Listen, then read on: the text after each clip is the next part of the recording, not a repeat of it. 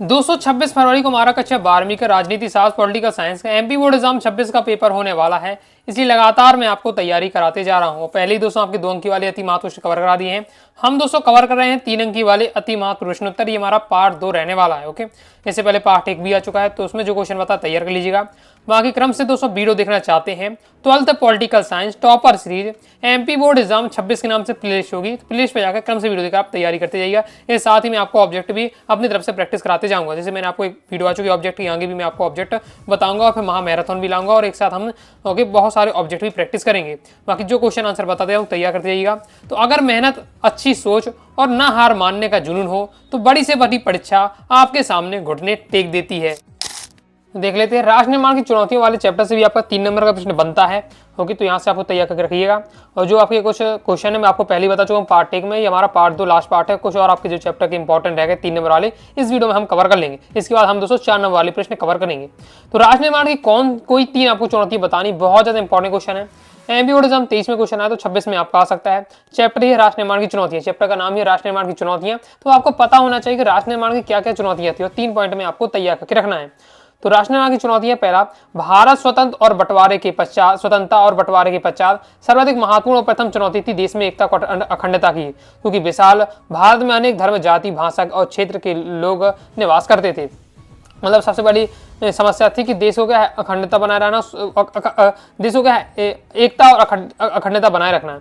क्योंकि और साथ ही क्या है, क्योंकि अंग्रेजों ने जब देश छोड़ के गए तो ना हर देसी रियासतों को ऑप्शन दे दिया कि अगर आप क्या है भारत में रहना चाहे तो भारत में रहें, पाकिस्तान में रहना चाहे तो पाकिस्तान में शामिल हो जाएं, या फिर आप अपना अलग देश बनाना चाहते अपना अलग देश बना लो। तो इस प्रकार के तक ऑप्शन दे दिए थे। इससे क्या है कि जो देसी रियासतें थे वो क्या अगर अपना देश बना सकती हैं या पाकिस्तान में जा सकती थी तो देश की अखंडता नष्ट हो जाती। तो अखंडता बनाए रखना, देश की एकता करना, ये सबसे बड़ी समस्या थी। जैसे हमारे भारत में राष्ट्र निर्माण की दूसरी चुनौती थी देश के विकास करने की, क्योंकि अंग्रेज क्या है पूरा लूट लाट के देश को चले गए थे। ओके, कुछ यहाँ अंग्रेजों ने इतना ज़्यादा नहीं छोड़ा, सब देश को पूरा लूट के चले गए थे। ओके, तो विकास की समस्या थी। और फिर नेक्स्ट भारत और राष्ट्र निर्माण की अन्य चुनौती थी लोकतंत्र की स्थापना करना। नेक्स्ट हमारा क्वेश्चन है सहमति पद इंस्ट्रूमेंट ऑफ एक्सेशन क्या है। एग्जाम 23 में ये भी क्वेश्चन आ चुका है, तो ये भी आपका आ सकता है। सिंपल हमारा क्वेश्चन है सहमति पद, ये आपका लिख कर आ सकता है इंस्ट्रूमेंट ऑफ एक्सेशन, यानी ये क्या था। तो रजवाड़ों के भारतीय संघ में विलय के सहमति पत्र को इंस्ट्रूमेंट ऑफ एक्सेशन भी कहा जाता है। इस सहमति पत्र के द्वारा कोई भी देशी नरेश भारतीय संघ में शामिल हो सकता है। यहाँ यह उल्लेखनीय है कि उसे प्रतिरक्षा, विदेश संबंध और यातायात संचार शक्ति का दायित्व भारत की संघीय सरकार को सौंपना पड़ता है। यानी सीधे जब देश का आज़ाद हुआ तो अंग्रेजों ने क्या देसी रियासतें थी। अब आपको कमेंट बॉक्स में बताना था कि स्वतंत्रता के समय क्या है देश में, पूरे भारत देश में कितनी देसी रियासतें थी, कमेंट बॉक्स में बताइए। ऑब्जेक्ट में पूछा जाता है ये देसी रियासतें इतनी सारी, ओके, बहुत सारी। तो सभी को ऑप्शन दिया अंग्रेजों ने कि अगर आपको क्या है भारत में शामिल होना है भारत में शामिल हो जा, पाकिस्तान एक नया देश बन रहा है तो पाकिस्तान में शामिल हो तो पाकिस्तान में हो जा, और अपना अलग देश बनाना देश में अलग देश में अपना बना सकते हो। ओके, स्वतंत्र देश बना सकते हो। तो इसमें ये समस्या थी कि अगर क्या है तो देश की अखंडता की एकता की समस्या थी। तो सरदार वल्लभ भाई पटेल ने क्या किया, सभी देशी रियासतों को जल्द से जल्द अपने भारत में मिलाने का प्रयास किया। उन्होंने तुरंत एक सहमति पत्र बनाया। उसमें क्या होता था कि जो देशों का यहाँ जो देशी रियासतों का नाम लिखा और साइड हस्ताक्षर लिखे। ओके, देशी रियासतों के नाम अगर जो भी हस्ताक्षर कर देता था राजा, उसका देशी जो राज्य है वो किस में मिला जाता था, भारत में मिल जाता था उस पर। और लेकिन इसमें क्या अधिकांश जो राज्य थे वो क्या भारत में मिल गए, अधिकांश जो रियासतें थी वो मिल गई। लेकिन कुछ रियासतें थी जैसे हैदराबाद, मणिपुर हो गया आपका, और मुख्यतः जूनागढ़। तो ये 2-3 रियासतें ऐसी थी जिन्होंने थोड़ी नौटंकी की, तो इनको क्या है फिर जबरदस्ती इन्हें क्या शामिल किया गया। तो ये बात थी। तो ये सहमति पर समझ गए होंगे कि उनकी सहमति पत्र में अगर साइन कर दिए तो उन्होंने क्या अपने मतलब अपना जो राज्य जो अपनी रियासत है वो भारत को सौंप दी, भारत में शामिल हो गए। नेक्स्ट है राज्य पुनर्गठन आयोग का क्या काम है, इसकी प्रमुख सिफारिशें क्या थी। एग्जाम 22 में क्वेश्चन आ चुका है, ये भी आपको तैयार करके रखना है, रिपीट आपका हो सकता है। तो 1953 में भाषाई आधार पर राज्यों के पुनर्गठन हेतु फजल अली की अध्यक्षता में एक आयोग गठित किया गया, जिसका कार्य राज्यों का सीमांकन के मामले में कार्रवाई करना था। राज्य पुनर्गठन आयोग की सिफारिशें सरकार द्वारा स्वीकृत सिफारिशें दी हैं। तो 16 जनवरी 1956 को भारत सरकार द्वारा राज्य पुनर्गठन आयोग निम्नलिखित सिफारिशों को स्वीकृत करता है। और ये सिफारिशें थी। अब आपको क्रम से अच्छे से तैयार करना है, होगा थोड़ा सा आपको क्या है ये डायरेक्ट तैयार करना है, ये बनावटी नहीं लिख पाएंगे, इसलिए थोड़ा सा आपको डायरेक्ट ऐसे तैयार कर लीजिएगा। ओके, 4-5 पॉइंट आपको अच्छे से याद होना चाहिए। राज्य पुनर्गठन आयोग की सिफारिशें। नेक्स्ट हमारा क्वेश्चन है, देसी रियासतों के विलीनीकरण की क्या आवश्यकता थी। विलीनीकरण यानी देसी रियासतों को भारत में शामिल करना, इसकी क्या जरूरत थी? तो बहुत ज़्यादा जरूरत थी। अगर देसी रियासतें भारत में नहीं मिलती, पाकिस्तान में मिल जाती हैं, अपना अन्य देश बना लेती, तो देश की एकता अखंडता क्या खतरे में पड़ जाती। देश की जो एकता अखंडता है वो खतरे में पड़ जाती। इसलिए देसी रियासतों का विलीनीकरण आवश्यक था। लिखना किस तरीके से है, तो हालांकि देसी रियासतों के अनेक नरेश अपने विशेष अधिकार के प्रति जागरूक रहे और अपनी संप्रभुता का दावा करते रहे, लेकिन उनका व्यवहार, इसका तात्पर्य जनसाधारण व निरंकुश स्वेच्छाचारी शासन ही था। यदि ब्रिटिश राज को मुकुट के प्रति समर्पित 565 देसी रियासतों को स्वतंत्र अस्तित्व की अनुमति दी जाती थी। यानी मतलब क्या कहा अंग्रेजों ने, कहा था कि अगर अपना अलग देश बनाना तो अलग देश भी बना सकते हो, और इतनी सारी रियासतें अगर अपना अलग अलग देश बनाने लगती तो इतनी हमने स्वतंत्रता की लड़ाई लड़ी, इसका क्या मतलब, जो हमने आज़ादी प्राप्त की है इसका क्या मतलब हो जाता। जब बहुत सारे, जब मतलब भारत के कई सारे टुकड़े हो जाते, यानी अलग अलग देसी रियासतों में अलग अलग देश बन जाते कई, ओके, एक देश के अपने भारत देश से कई सारे मान लीजिए देश बन जाते, ओके, तो फिर जो हमारी आज़ादी हमने प्राप्त की इसका कुछ मतलब नहीं रह जाता, जो हमने स्वतंत्रता प्राप्त की उसका कुछ मतलब नहीं रह जाता। इसलिए ये जरूरी था। अतः देसी रियासतों को विलय देश की आज़ादी के लिए पूर्व शर्त थी, क्योंकि अगर देश की आज़ादी तभी सफल मानी जाती जब पूरी रियासतें भारत में मिल जाएं।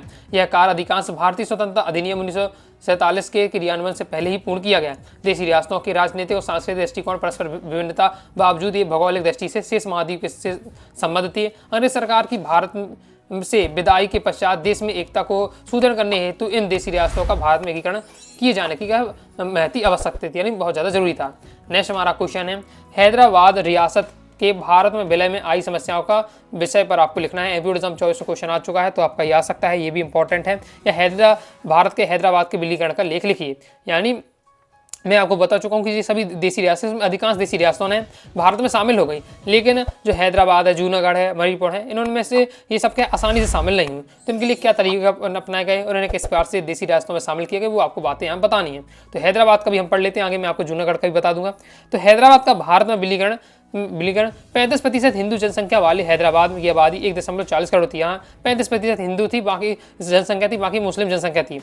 तो जो यहाँ का जो देसी जो नरेश था, ओके, जो निजाम था उस्मान अली, उसकी इच्छा था कि मैं अपना अलग ही देश बनाऊँ। पैसे बहुत, ये जो यहाँ से निजाम वगैरह थे बहुत पैसे वाले हुआ करते थे, ओके, तो इन्होंने सोचा कि मैं अपना अलग देश बनाऊंगा ना, मुझे भारत में शामिल होना, पाकिस्तान, मुझे अपना अलग ही देश बनाना है, मैं भारत में नहीं मिलना चाहता, ये थी, ओके। वही बातें यहाँ बताई जा रही हैं। लेकिन जब हैदराबाद में क्या बहुत सारे हिंदू लोग थे और भी बहुत सारी पार्टियां थी, उन्होंने क्या लगातार विरोध किया ओके निजाम का, ठीक है, भारत में शामिल हो जाओ, ओके, भारत में शामिल होने के लिए सहमति व्यक्त की। लेकिन निजाम ये चाहता नहीं था, तो निजाम ने क्या किया कि जो भी मेरे विरुद्ध आएगा तो उसको क्या है सीधे निपटा दिया जाएगा, ओके।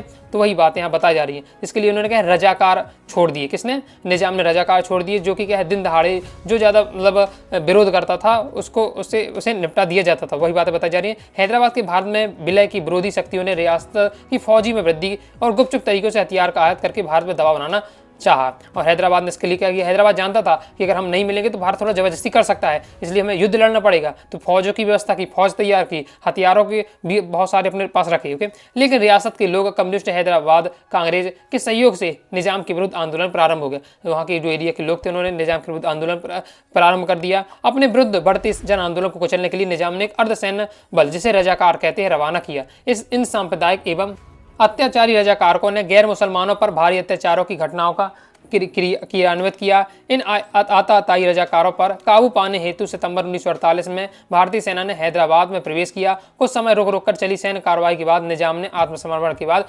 हैदराबाद रियासत का भारतीय संघ में विलय हो गया। समझ गए, जब ये निजाम नहीं माने तो क्या भारतीय सेना भेजी गई हैदराबाद में, ओके, फिर जिस सैनिक कार्रवाई चली, फिर बाद में निजाम ने आत्मसमर्पण कर दिया और भारत में हैदराबाद भारत में मिल गया। क्लियर, तो समझ गए होंगे। कहानी के रूप देखिए, ये लॉन्ग टाइप के आपके 3 या 4 नंबर वाले, तो इन चीज़ों को कहानी के रूप में आपको समझना है, अपने हिसाब से आप लिख सकते हैं, कोई दिक्कत नहीं रहने वाली है।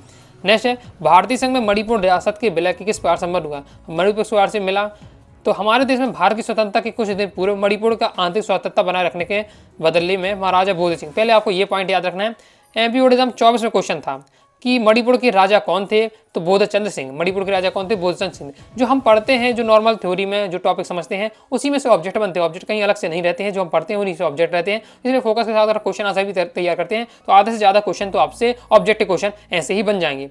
तो आंतरिक स्वायत्तता बनाए रखने के लिए बदले महाराजा भोज सिंह ने भारतीय संघ में अपनी रियासत मणिपुर के विलय के लिए एक सहमति पत्र हस्ताक्षर कर दिया। 1948 में जनमत के भारी दबाव से चुनाव के बाद मणिपुर रियासत में संवैधानिक राजतंत्र की स्थापना हुई। मणिपुर की विधानसभा में भारत विलय पर गहरे मतभेद थे, जहां मणिपुर कांग्रेस इस रियासत को भारत में मिलाए जाने की प्रबल हिमायती थी, तो वहीं दूसरे अन्य राजनीतिक दल इसका विरोध करते थे। यानी मणिपुर में कांग्रेस पार्टी थी तो वो कह रही थी कि भारत में मिल जाओ, लेकिन जो अन्य पार्टियां थी वो विरोध कर रही थी। वो कह रही थी क्या है कि अलग से रहना, हमें अपनी स्वायत्तता अलग बना के रखनी है, ओके, भारत में नहीं मिलना है। फिर निर्वाचित मणिपुर विधानसभा ने परामर्श किया कि बिना भारत सरकार ने महाराज पर दबाव डाला कि वे भारतीय संघ में सम्मिलित होने के लिए समझौते पर हस्ताक्षर कर दें। हालांकि भारत सरकार ने इसमें सफलता भी हासिल हो गई, लेकिन इस कदम से लोगों को गुस्सा और नाराजगी पैदा हो गई। जैसे द्विराष्ट्र सिद्धांत क्या है, तो द्विराष्ट्र सिद्धांत यानी दो राष्ट्र होना, एक राष्ट्र के दो राष्ट्र हो जाना, एक राष्ट्र के टूट कर दो राष्ट्र हो जाना, द्विराष्ट्र सिद्धांत। तो यह है कि दो राष्ट्रों में से किसी एक राष्ट्र का बट जाना। यह परिस्थिति अंग्रेजों द्वारा स्वतंत्रता से पहले उत्पन्न की गई थी। उन्होंने भारत देश को दो हिस्सों में बांट दिया, भारत और पाकिस्तान, जबकि दोनों और अलग अलग धर्मों के लोग रहते थे। उनके बंटवारे के पीछे यही कारण था, फूट डालो राज करो। नेक्स्ट हम पढ़ने वाले जूनागढ़। अभी मैंने आपको बताया कि हैदराबाद में थोड़ा हुआ आपका जूनागढ़, ये दोनों इंपॉर्टेंट रहने वाले हैं। ओके, तो जूनागढ़ आपका पूछे जाने के हाई चांस है। जूनागढ़ अभी तक देखिए एग्जाम में देखने को नहीं मिला है। हैदराबाद तो आ भी चुका है क्वेश्चन, लेकिन जूनागढ़ वाला नहीं आया है, तो इसके आने के हाई चांस है। हैदराबाद जूनागढ़ दोनों पढ़ के रखिए, कोई ना कोई आपको मिल सकता है क्वेश्चन। तो जूनागढ़ के शासक द्वारा पाकिस्तान में मिलने के असफल प्रयास किए गए, संक्षेप में आपको बताना है। यह आ सकता है जूनागढ़ का भारत में बिल्लीगढ़ पर एक संक्षिप्त लेख लिखिए, इस प्रकार से क्वेश्चन आ सकता है। जूनागढ़ से संबंधित है तो आपको बता देता हूँ क्या लिखना है। तो जूनागढ़ का जो शासक था, समझिए, जूनागढ़ का जो शासक था वो पाकिस्तान में मिलना चाहता था। वो कह रहा था कि मैं पाकिस्तान में मिलना चाहता था, जबकि वहाँ की जो अधिकांश जब देखिए जूनागढ़, ये पूरा आपका भारत है, भारत में ये आपका यहाँ पाकिस्तान है और जूनागढ़ आपका इस साइड, ओके, बिल्कुल अलग अलग दूर दूर है, ओके। तो दूर, इतनी दूरी होने के बावजूद भी पॉसिबल नहीं है, फिर भी वो चाहता था मिलना, मतलब पाकिस्तान से कनेक्ट रहना चाहता था जूनागढ़ का शासक। और वहाँ की जबकि जनता थी, जूनागढ़ की जनता, वो भारत में मिलना चाहती थी, बस लेकिन इस शासक के कारण, जूनागढ़ के शासक के कारण जनता की नहीं चल पा रही थी, ओके। तो क्या बताया जा रहा है, गुजरात के दक्षिण पश्चिमी किनारे पर स्थित जूनागढ़ एक देसी राजवाड़ा था। इसमें मनसबदार, बाबरिया बाड़ और मंगरोल जागीर सम्मिलित थी। हालांकि जूनागढ़ का नवाब महाबत खान था, पाकिस्तान में शामिल होना चाहता, लेकिन यहाँ रहने वाली 80% गैर इस्लामिक लोगों की वजह से सरदार वल्लभ भाई पटेल इसे भारत में मिलाना चाहते थे। वहाँ 80% से ज़्यादा क्या है, लोग मुस्लिम नहीं थे, यानी गैर इस्लामिक थे, यानी मुस्लिमों के अलावा जो लोग थे, ओके, हिंदू सिख ईसाई ये सब थे, और 20% वहाँ मुस्लिम थे। तो अधिकांश जो 80% जनता थी वो तो चाहती कि हम भारत में मिले। और सरदार वल्लभ भाई पटेल समझ गए थे कि वहाँ की अधिकांश जनता, 80% जनता का जो जनता है वो भारत में मिलना चाहती है, लेकिन इस शासक के कारण नहीं चल पा रही जनता की। इसलिए दूरदर्शी सरदार पटेल ने इस रियासत में जनमत संग्रह कराने हेतु नवाब पर दबाव डाला। तब सरदार वल्लभ भाई पटेल ने कहा कि अपनी मनमानी न करो, जनता से पूछो जनता को कहाँ मिलना है, जनमत संग्रह कराओ। जहाँ जनता कह देगी, जनता कहेगी पाकिस्तान में मिल जाओ तो पाकिस्तान में मिल जाना, भारत मिल जाओ तो भारत मिल जाओ। जबकि ये सरदार पटेल जी जानते थे कि जनता क्या है, भारत में मिलना चाहती तो भारत में ही वोट मिलेंगे, ओके। तो नवाब के नाकुर करने पर गृह मंत्री ने पहले ही जूनागढ़ के तीनों जागीर पर बलपूर्वक कब्जा करने का आदेश दिया। पहले से ही आर्थिक विफलताओं से जूझ रहा जूनागढ़ दरबार भारतीयों का सामना न कर सका।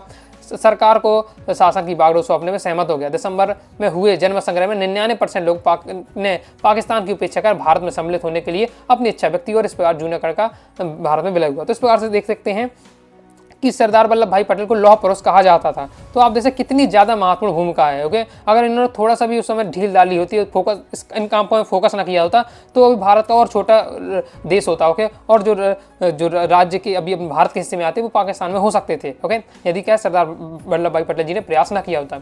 अब नेक्स्ट और लास्ट हमारा क्वेश्चन है यहाँ, पहले एक और क्वेश्चन हमारा कि भारत विभाजन के उत्तरदायी कारकों का वर्णन कीजिए। भारत विभाजन के क्या कारण भारत देश का विभाजन क्यों हो गया, एमपी बोर्ड 24 में क्वेश्चन आ चुका है। तो ये कारण दिए हुए, क्रम से कारण दिए, तो एक तैयार करके से रखना है। और नेक्स्ट भारत विभाजन से उत्पन्न समस्या, जब देश का आजाद हुआ, मतलब देश के जब विभाजन हो गया, यानी भारत और पाकिस्तान दो देश बन गए, तो क्या क्या समस्याएं हुई। एमपी बोर्ड 25 में ये इससे संबंधित क्वेश्चन आ सकता, मतलब ये क्वेश्चन आ चुका है, थोड़ा घुमा के दिया था, बाकी यही क्वेश्चन था तो ये आ चुका है। तो इसे आप इग्नोर करके ये वाला क्वेश्चन आप जरूर पढ़ लीजिए, इंपॉर्टेंट भारत विभाजन के कारणों के। और बाकी समस्याएं कौन कौन सी हैं, तो आप समस्या पढ़ते ही आपको समझ में आ जाएगा कि नहरों के पानी की समस्या थी, ओके, इसके सीमा विवाद उत्पन्न हो गया, और इसके साथ ही शरणार्थी के कपड़े भोजन आवास की समस्या हो गई थी, और विभाजन के से क्या है, संप्रदाय के हिंसा बढ़ोतरी हो गई। तो ये सब समस्याएं थी, तो तैयार कर लीजिएगा। नेक्स्ट दोस्तों आपको तैयार करना है शरणार्थी समस्या की व्याख्या कीजिए। शरणार्थी समस्या क्या है, ओके। अब बहुत सिंपल आपका क्वेश्चन रहने वाला है। आप जानते हैं शरणार्थी समस्या क्या है। लिखना किस प्रकार से, शरणार्थी वह व्यक्ति है जो किसी वंश, धर्म, राष्ट्र, किसी विशेष सामाजिक संस्था या राजनीतिक विचारधारा द्वारा पीड़ित किया जाता है और अपने देश द्वारा सुरक्षा न मिलने पर देश से बाहर गमन कर देता है। यानी जिस देश का निवासी है ओके उस देश को अपने छोड़कर ओके अब क्यों छोड़ रहा है कि उसे धर्म या जाति के नाम पर, धर्म राष्ट्र के नाम पर या विभिन्न राजनीतिक विचारधारा के कारणों से प्रताड़ित किया जा रहा है, तो अपने इसलिए देश को छोड़कर दूसरे देश में जब जाता है ओके देश द्वारा सुरक्षा न मिलने पर अपने देश से बाहर गमन करता है तो वह शरणार्थी कहलाता है। भारत विभाजन के परिणाम स्वरूप लगभग 1 करोड़ शरणार्थी भारत आए थे। 1 करोड़ लगभग भारत के शरणार्थी आए थे ओके भारत। इन शरणार्थियों को दिल्ली, कलकत्ता, बंबई आदि के बड़े शहरों में शरण ली। भारत की शरणार्थी समस्या निम्न रूप से थी और ये शरणार्थी समस्या के बारे में दिया है। अब पढ़ते ही आपको समझ में आ जाएगा, सिंपल है। इसके आगे दोस्तों आपको पॉइंट दिया हुआ है तो पढ़ बस लीजिएगा, आपको तैयार हो जाएगा, सिंपल दिया हुआ है। नेक्स्ट आपको तय करना है रियासतों के विलीकरण में सरदार वल्लभ भाई पटेल की भूमिका व योगदान का वर्णन कीजिए। हमने अभी तक इतना पढ़ा तो वैसे भी आप समझ गए होंगे कि रियासतों को भारत में मिलाने में सरदार वल्लभ भाई पटेल जी की कितनी महत्वपूर्ण भूमिका थी। तो ओके तो पूछा जा सकता है कि क्या भूमिका है, किस प्रकार से आपको बताना, तो आप ये पढ़ लीजिएगा एक बार, समझ में आ जाएगा लिखना किस तरीके से। बाकी आप समझ गए होंगे कि हमें क्या लिखना है, किस प्रकार से उनकी महत्वपूर्ण भूमिका थी। आप थोड़ा सा बता दीजिएगा मणिपुर वाला, थोड़ा सा बताइए हैदराबाद वाला, जूनागढ़ में उनकी जो थोड़ी दो लाइन की कहानी आप लिख दीजिएगा, उन्हें किस प्रकार से उन्हें अपने तरीकों से किस प्रकार से इनको विलय किया, बस वही उनकी क्या है योगदान हो जाएगा। बाकी ये देखिए दिया हुआ सॉल्यूशन तैयार कर लीजिएगा, कंप्लीट हो जाता है। आगे देख रहे थे। आगे बढ़ने से पहले दोस्तों बता दूं यदि आप क्या पीडीएफ मटेरियल प्राप्त करना चाहते हैं प्रॉपर, ताकि दोस्तों आपके अच्छे से कम समय अच्छे तैयारी कर लें और रिवीजन कर सकें, तो आपको क्या करना है पॉलिटिकल साइंस का कोर्स ज्वाइन कर लीजिएगा।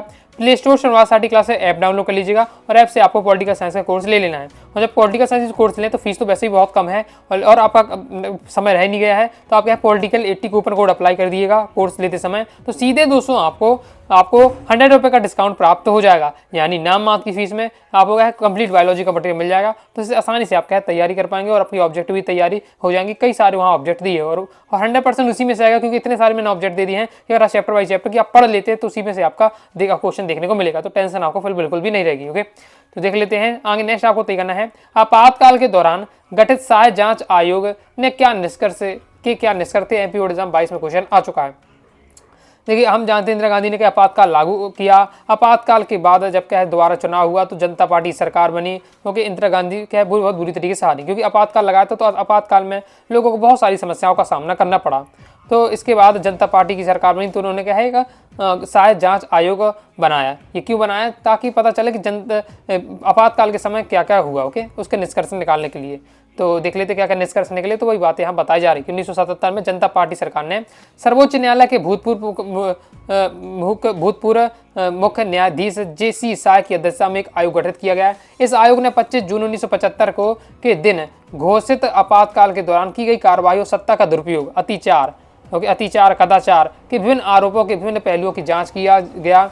आयोग ने विभिन्न प्रकार के साक्ष्यों की जांच की तथा हजारों गवाहों का बयान लिया। इन गवाहों पर श्रीमती इंदिरा गांधी भी सम्मिलित थी। हालांकि वे आयोग के समक्ष उपस्थित हुई तो, लेकिन उन्होंने आयोग के प्रश्नों का जवाब देने से इनकार कर दिया। तत्कालीन भारत सरकार ने द्वारा प्रस्तुत 2 अंतरिम रिपोर्टों और तीसरी अंतरिम रिपोर्ट सिफारिशें, पर्यवेक्षण और निष्कर्ष को स्वीकारते हुए इस संसद को दोनों सदनों में भी क्या विचारार्थ किया गया। आगे नेक्स्ट हमारा आपातकाल के कोई 3 परिणाम बहुत ज़्यादा इंपॉर्टेंट है। ये क्वेश्चन आपका एमपी 23 में आ चुका है और आपका 25 में भी आ चुका है। ओके तो 25 में आ चुका तो अब कम चांस है, 23 में आया 25 में आया तो कम चांस है। बाकी आपको नॉर्मल एक बार पढ़ के रखिएगा आपातकाल के क्या क्या परिणाम हमें देखने को मिले। इससे क्या होगा कि चुनाव स्थगित हो गया था, जो चुनाव होना था वो चुनाव भी नहीं हुआ, नागरिक अधिकारों को क्या है समाप्त करके मनमानी की गई, वही बताया जा रहा है। इसलिए इसके साथ ही इंदिरा गांधी के जो पुत्र संजय गांधी हैं उनके नेतृत्व में बड़े पैमाने पर उसकी जबरन नसबंदी चलाई। और उसे पूछा गया क्यों करा रहे हो, तो उन्होंने कहा कि हमें जनसंख्या नियंत्रण करनी है। अब तो इसलिए जबरदस्ती नसबंदी करा रहे हैं। तो अब ये जनसंख्या नियंत्रण का किस तरीके से तरीका अपनाया गया। ओके इसके साथ ही इंदिरा गांधी ने राजनीतिक विरोधियों को बंदी बनाकर कारागारों में डाल दिया था। और इसके साथ ही जो प्रेस सेंसरशिप लगा दी थी, मीडिया और प्रेस पर कठोर प्रतिबंध लगा दिए थे।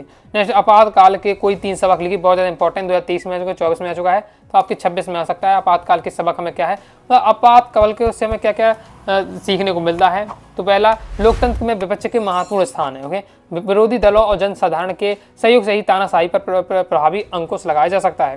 वैसे इसके साथ ही नागरिकों के मूल अधिकार की सुरक्षा, विशेषतः अभिव्यक्ति की स्वतंत्रता की विशेष उपयोगिता है और इसकी रक्षा के लिए समुचित उपाय किए जाना जरूरी है। इसके साथ ही यदि लोकतंत्र की रक्षा की जानी है तो शासन के 3 अंग कार्यपालिका, विधायिका, न्यायपालिका में संतुलन बनाए रखने की जरूरत रहती है। ये सब क्या सबक थे। नेक्स्ट है 1975 के आंतरिक आपातकालीन घोषणा में किन्हीं 4 संशोधनों का उल्लेख कीजिए। तो 4 संशोधन हुए 1975 के आंतरिक आपातकाल में, तो कौन कौन से बदलाव किए वो आपको देखना है, तो पढ़ के आपको रखना है। 42वां संविधान संशोधन किया गया, वो देख लीजिएगा। इसके साथ ही आपातकाल के दौरान क्या चुनाव स्थगित कराने वाला एक संशोधन लाया गया।